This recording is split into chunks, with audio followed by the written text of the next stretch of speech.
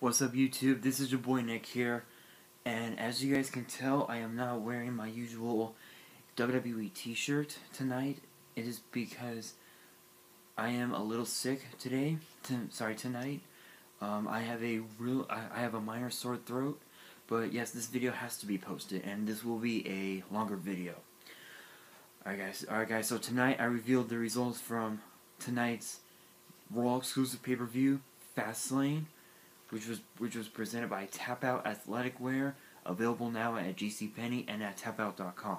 And we would also like to send out a special thanks to Will Roush for Watch This, is the official FastLane theme song, available now on iTunes and Spotify. Alright guys, we're going to kick things off with the kickoff show. It was cruiserweight action as the outlandish Rich Swann teamed up with Akira Tozawa to take on the team of Noam Dar and the Brian Kendrick. And so the match ended with Rich Swann hitting both Noam Dar and Kendrick with a kick to the side of the head that led to Swann hitting Noam Dar with the Phoenix Splash, and he got the pinfall victory for his team. Alright guys, from there we move on to the top of the show, as Samoa Joe went one-on-one with the underdog from the underground, Sami Zayn. And the closing moments of that match, honestly, it was phenomenal. I think that, in my opinion, had Sami Zayn not have taken his time, he probably would have won that match. But the closing moments of that match, Sami Zayn was about to hit Samoa Joe with a haluva kick, and that led to Samoa Joe countering that into the coquina clutch submission hold. And of course, Sami Zayn didn't tap out, he passed out. So yes, your winner was Samoa Joe. Alright guys, from there we move on to the Raw Tag Team titles, as Luke Gallows and Carl Anderson defended the titles against Enzo Amore and Big Cass. Now the closing moments of that match was, that match should have ended differently, honestly, because Enzo Amore had his foot on the rope, but Luke Gallows just pushed it right off. So therefore, still your Raw Tag Team Champions, Luke Gallows and Carl Anderson. Alright guys, from there we move on to the first of two women's division matches we had on the card. Here was the first. It was the Boss, Sasha Banks, taking on Nia Jax. I have to admit, Sasha Banks put up a good fight. She did. In the end, Sasha Banks rolled up Nia Jax for a pinning predicament, and she got the victory. I think it's safe to say that Nia Jax was pretty pissed off, I would probably say. But yes, your winner, Sasha Banks. Congrats to her. Alright guys, from there we move on to two matches that were announced during the FastLane kickoff show. Of course, in this one, Jinder Mahal and Rusev had ended their time as a tag team, so they had to compete in separate singles matches. So Jinder Mahal started, and he went up against Cesaro. And the closing moments of the match was Cesaro literally picked Jinder Mahal up, threw him up, and delivered a vicious uppercut that allowed Cesaro to pin Jinder Mahal, and he got the pinfall victory. And then Rusev took on the world's largest athlete, the Big Show, who, by the way, believe it or not, actually looks a lot different. Back then, he weighed like 500 pounds, 400 pounds, 441, somewhere around there. Now he weighs like 350, 351, somewhere around there. That's actually pretty good. He's been in the gym. I gotta say, he looks jacked, to be honest.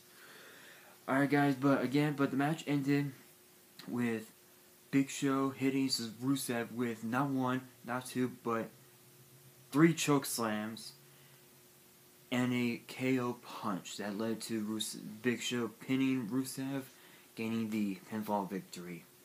Alright guys, from there we move on to our second Cruiserweight match as the self-proclaimed King of the Cruiserweights, Neville, defended the Cruiserweight title against Gentleman Jack Gallagher. Now the match ended with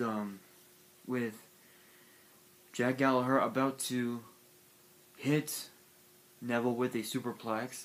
That allowed Neville to counter, push him off the top rope, and allow Neville to hit the red arrow on Jack Gallagher. Now yes, it is called the red arrow, but I posted on Twitter earlier tonight saying red arrow more like a black arrow because his attire is all black. So I figured, why not the black arrow? Alright guys, from there we move on to a match I did not think that the ending would happen. Roman Reigns went one-on-one with the monster among men, Braun Strowman. I have to say, this was a war that Roman Reigns thought he would never win, but he did. The match ended with Roman Reigns hitting numerous Superman punches, numerous spears, and after 2 spears at the closing moments of the match, he became the first person on the Raw roster to pin Braun Strowman. Needless to say, I think Braun Strowman is gonna be pissed off and is gonna want revenge tomorrow night on Monday Night Raw. But yeah, but yes, congrats to Roman Reigns on beating Braun Strowman. And speaking of history, our next match is the second women's division match. This one's for the Raw Women's Championship, as Bayley defended the Raw Women's Championship against Charlotte Flair. Now, of course, during the show before her match, Bayley said, and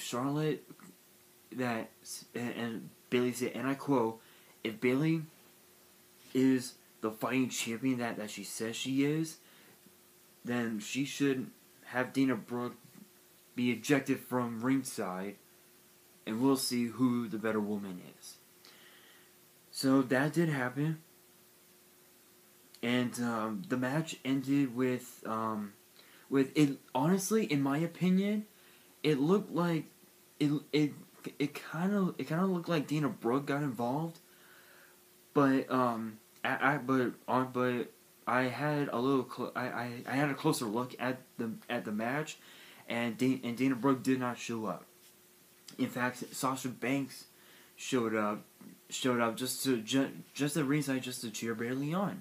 Charlotte came in, attacked Sasha Banks. That allowed Bayley to hit the Bayley to belly out at ringside,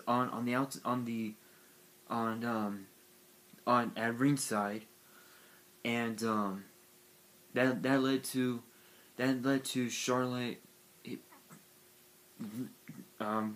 applying a roll-up pin on Bayley, and she had a handful of tights. Sasha Banks was smart enough to tell the referee that she had a handful of tights, and that led to Bayley hitting another Bayley to belly on Charlotte, making Bayley the first woman in history to pin Charlotte Flair at a pay-per-view when it came to a championship match. So now Charlotte is now 16-1. So congrats to, of course, so a huge congrats to Bayley. Alright guys, now we move on to our main event. It was for the WWE Universal Championship as Kevin Owens defended the title against Goldberg. Now in this match, the bell never even rang. Literally, the bell never rang, but yet Kevin Owens still decided to play mind games on Goldberg. Now, of course, with mind games and Goldberg always wins because Goldberg doesn't get scared that easy. But of course, after like 5-6 minutes, like 5 or 6 minutes or whatever of being outside the ring, he finally goes into the ring. He wants the referee to ring the bell. Jericho now of course Chris Jericho's entrance music played, and who comes along? None other than the United States Champion Chris Jericho. The bell rang. Goldberg hits a spear, then hits a jackhammer, gets a 3 count, and becomes the new WWE Universal Champion. Now, of course, I did get a closer look at the match, and believe it or not, it was literally 26 seconds, I believe. Yes, I believe it was like 26 seconds to Goldberg to become the new Universal Champion. Now, of course, we all know now that Goldberg is the Universal Champion, he now has to defend the title against Brock Lesnar at WrestleMania. Honestly, I'm actually really looking forward to WrestleMania. I'm actually curious to see how this match will play out between Goldberg and Brock Lesnar. Alright guys, well that is it for the results of the FastLane pay-per-view. Hope you guys enjoyed this video. Please post comments below, and remember to like this video and share it, and remember to subscribe and bell me for more WWE and Yu-Gi-Oh opening videos, and be sure to check me out on Twitter and Instagram. I'll have links in the description below so you guys can check me out. And on that, this is your boy Nick here, signing off.